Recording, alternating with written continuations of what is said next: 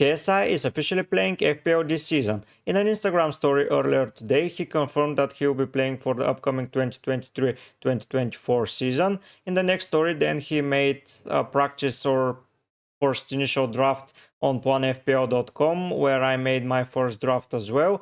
And seeing that, I wanted to showcase his draft, show his weaknesses, his strengths, and give him some advice how he can prepare better for the upcoming FPL season. If some of you have any contacts with him, please share this video to him, and he maybe DM me to prepare better for the season and give him personal advice.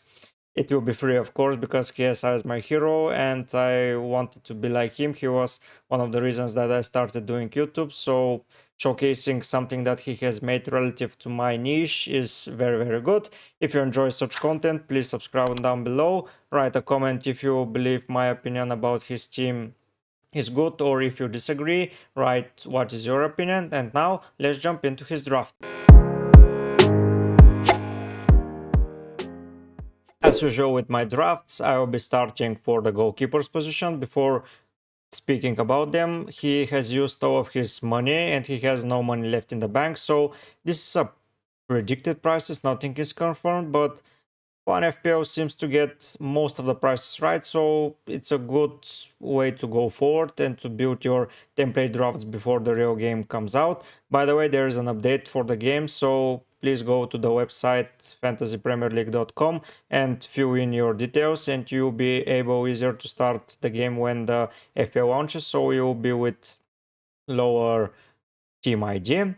Regardless of that, first in goalkeeper, let's speak about the second choice goalkeeper, a 4.0 goalkeeper. That's the best way to go. If someone is playing, pick him, but if not, go for a player that is from a team that's not going to be in a way to build your team. For example, Wolves, he won't be picking 3 players from Wolves, let's be honest. So a goalkeeper from their team is a very, very good option. If he's 4.0, terrifically well.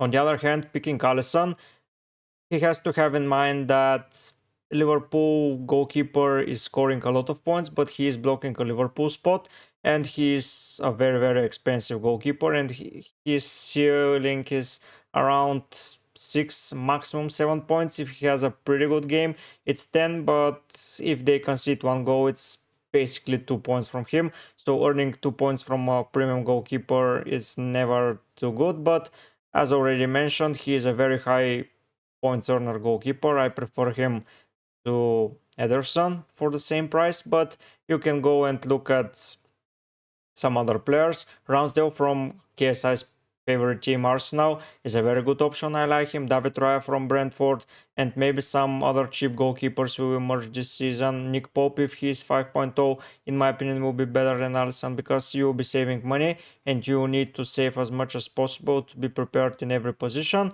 But Alisson is a pretty okay option if you like to have a premium goalkeeper. Go for it. I just don't like having a goalkeeper from Liverpool, because if I want to have 3 outfield players, I'll be blocked by that, and that's why I don't believe that Liverpool goalkeeper for the start of the season is the best choice. But it's not as bad as going, for example, to say to non-playing goalkeepers, or someone who is not going to keep clean sheets, maybe for a Chelsea rotation goalkeeper, because it's now Kepa and they will be buying a new goalkeeper.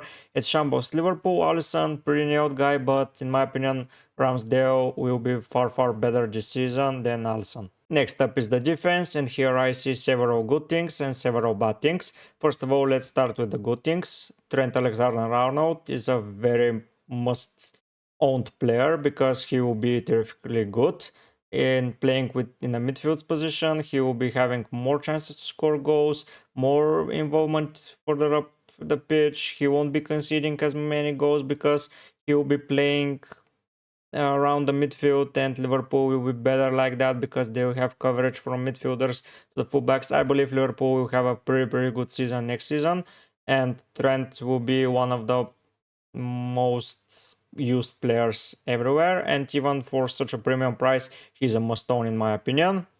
The next good thing is Estupiñán. I believe Estupiñán is a far underrated left back, and if he is playing well and with the good fixtures that they are having with a price around 5.0, if he is that price, he will be terrifically good, and pick him in my opinion.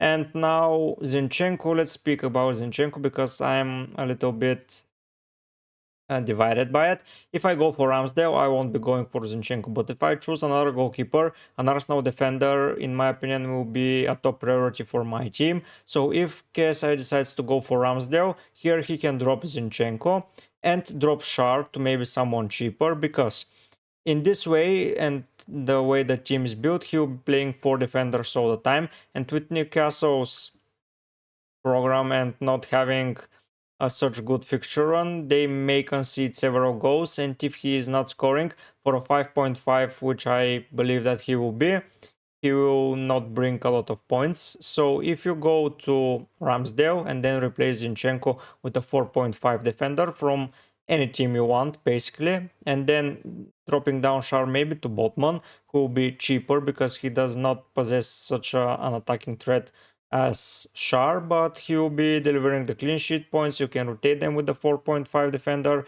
By the way, I'll be making pretty soon a video about rotating pairs, and Newcastle are in one of the rotating pairs, so stay tuned for that video as well. But yeah, if you drop Zinchenko and Schär, you will be having a pretty good options to rotate them and maybe go with a little bit more money up forward. If you save from Alisson, if you save from Zinchenko and from Schär, you'll be saving around 1 to 1.5 million, with which you can improve your team up forward. So that way you drop out a defender and bring in another forward, which is always a good decision. The final guy here, the fifth defender, Brantwaite. I don't believe a 4.5 defender. Maybe it's a bench option for him. He does not care about him, but go for 4.0 because you will be not playing him and you'll be saving more money. So that's around 2 million going up front, which can be pretty good, and saving a little bit of money here and there while not dropping the quality of the team is a very good option, as always. But even that, if he decides to play 4 at the back, it will be a very strong defense. But I believe many more better options than Schär will appear, because for 5.5 for a center back that's not scoring as many goals and having such a bad fixture run at the start is pretty risky. But if he wants to take risks, it's ideal. The only thing that you must change for sure here in this draft is Brantwaite. Go for a 4.0 defender, whoever it is. If you don't want to play him, don't waste money there and just invest the money up front, because you always need the money up front. Going into midfield, I believe this is one of the strongest midfields you can deploy. Maybe go for Salah if you want a little bit stronger, but those 5 guys are pretty good. It seems that the 5 of them will be playing. So far 4-5-1 is the draft I believe that he will be going for, but in my opinion 3-5-2 will suit him better, but we will get to the forwards later. Now let's speak about the midfielders. First, his favorites, the Arsenal boys. Saka, in my opinion, he's a must-own. I enjoy him too much because he's pretty good offensively. He's scoring penalties here and there. He's nailed. He's playing out of his mind right now for Arsenal and England squad. So going for him, and even though the price will be around 10 million, I believe, 9 million seems lower than my expectations. If it's 9 million, it's 100% inside the team. If it's 10, I may consider him, but for 9, he's nailed. If the price is right, go for him. On the other hand, Odegaard, Kai Havertz was just confirmed to be signing for Arsenal, and I believe Havertz and Jesus will be playing together. So if they sign Declan Rice, and if they don't, it will be Partey.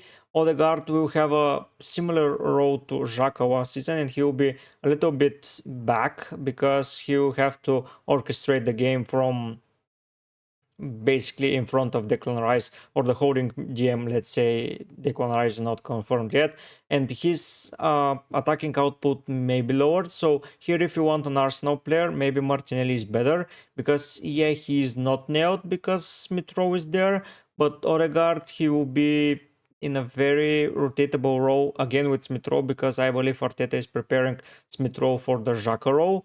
And if Jesus is not playing and he's injured, he will have Kai Havertz up front, and then Odegaard will move up front, up high, sorry, Vieira is there. You have other players that we want to play.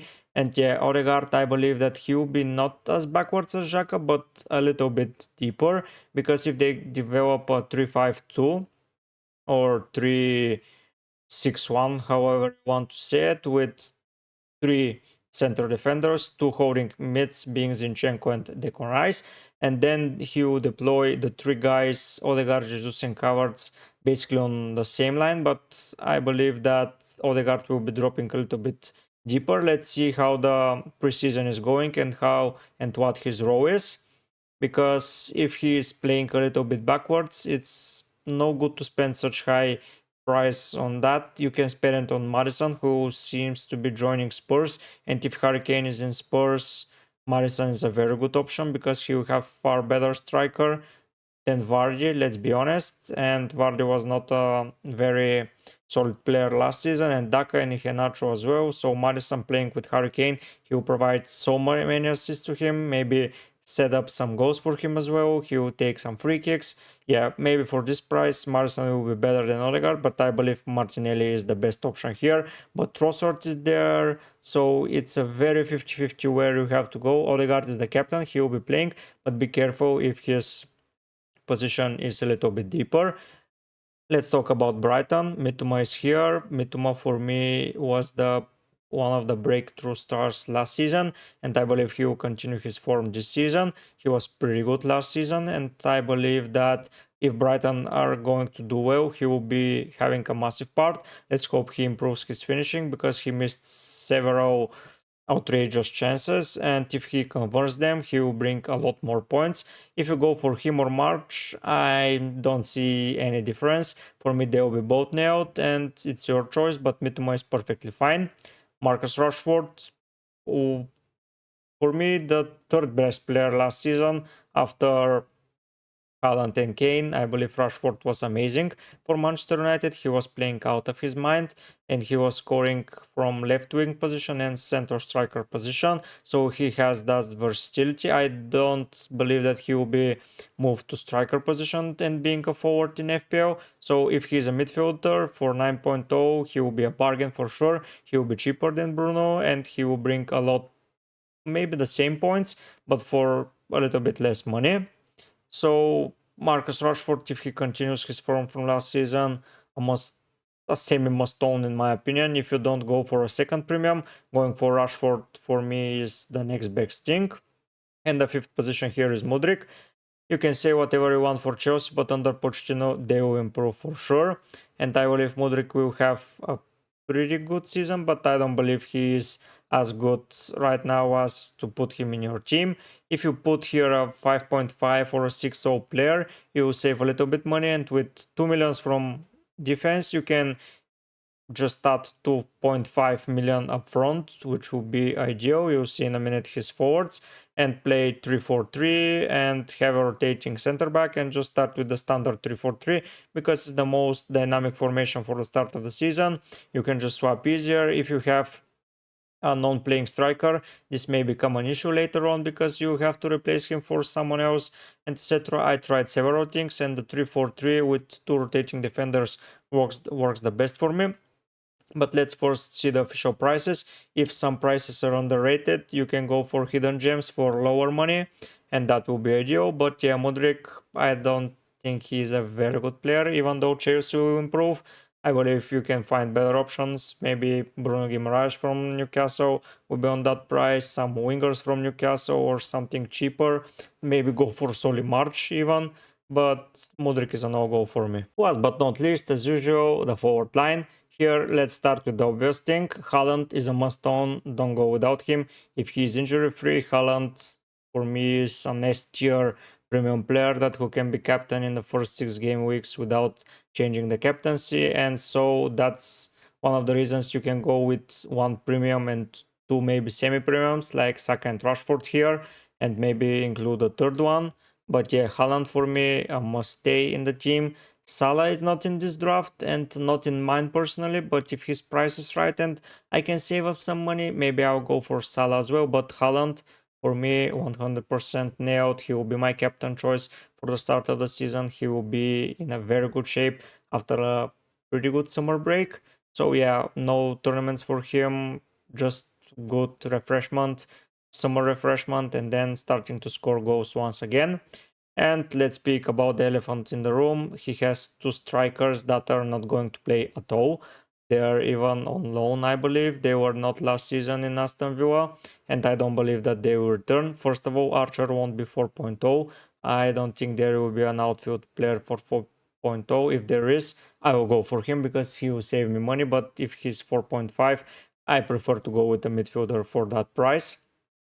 And here you lose half a million from the 2.5 saved. So you have 2 million to improve Davis. And I believe if you can find a 7.0 to 7.5 striker here, KSI, it will be better for you because you will be playing a 3-5-2 or even going to 4-4-2 if you want to drop some midfielders. But yeah, 3-5-2 is a pretty solid formation. It's far better than 4-4-5-1 because let's imagine a striker emerges and your finances are spread in several players. You won't be able to rotate him with two players. You have to sacrifice somewhere else, and that will cost you points. That will be important for your mini league for sure. But if you go with a budget that is evenly spread and you have just in defense, midfield, and forward lineup player that is too low at the price, and you can rotate someone because let's say Mitoma is not performing, you can always rotate him for Archer and pick a 6.5 to 7 million striker and then put a 4.5 midfielder. Let's say Mudryk is not doing that, but if let's say you have your finances like that and the guy that's not performing in Shar, you pick Shar and then you put a 5 million striker to a 4 million defender. That's pretty awkward. That's why in defense you go for cheaper players and not such a mid-budget ones at the beginning, because you need transfers for sure, because you cannot get all the players right from the start, and having a player to rotate easily and replacing him with someone who is going to score points is pretty important. So yeah, keep 3-5-2 for now and go with Davis to, let's say, Mbuemo from Brentford, and you have a perfectly balanced squad with 3-5-2. Maybe drop Alisson for Ramsdale, Zinchenko and Shar to 4.5 defenders for sure, and Mudryk maybe to Bruno Guimaraes, and improve Davis to Mbuemo, and you'll be good to go. If you enjoy this, you can always DM me if you watch it at all. And if someone, as already mentioned, knows him, please share it to him. I'll be leaving my Twitter handle in the description so he can DM me there. If some of you wants to DM me on advices on your first drafts, you can DM me as well or write down a comment in the video. I will be answering all of your questions because I want to build a better community. Subscribe to the channel if you're new around here, give a like to the video, and I will see you pretty soon with a new preseason FPL video. But for now guys, I will be heading out. Bye!